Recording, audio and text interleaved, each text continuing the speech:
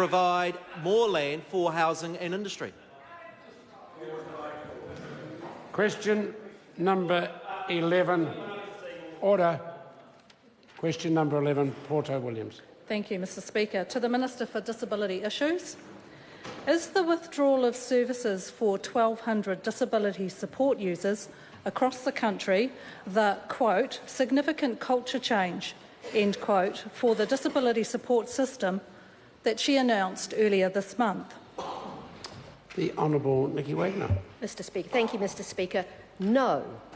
The significant cultural change is about implementing the Enabling Good Lives principles, which is something that disabled people have been advocating for many years.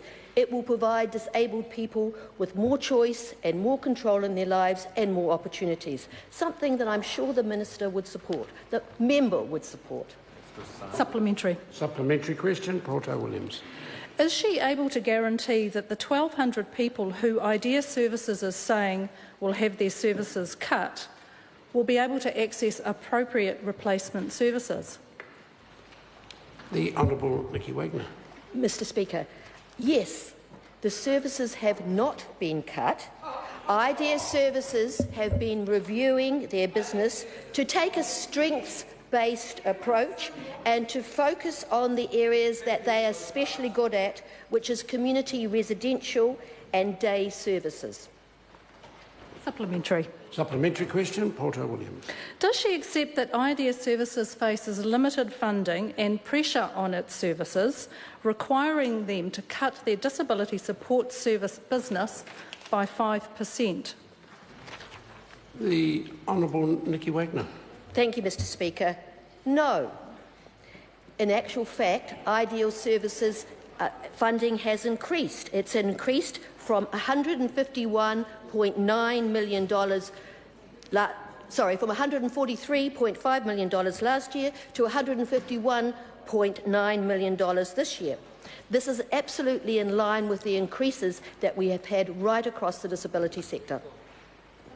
Supplementary question, Poto Williams. Has Idea Services received sufficient funding from the government to cover minimum wage increases over the past 6 years?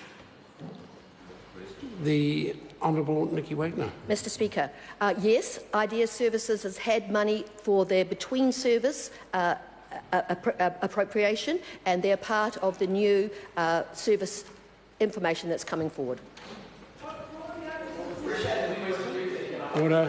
Supplementary question. Supplementary. Poto Williams. What other disability support providers are at risk of being unable to maintain their current service levels due to almost 9 years of inadequate funding to meet even basic inflationary cost pressures? The Honourable Nicky Wagner. Mr Speaker, that is not true. This government is absolutely focused on delivering quality disability services, and every year since we've been in government the amount has increased. This year the total amount is $1,166 million. Question number 12, Brett Hudson. Thank you, Mr Speaker.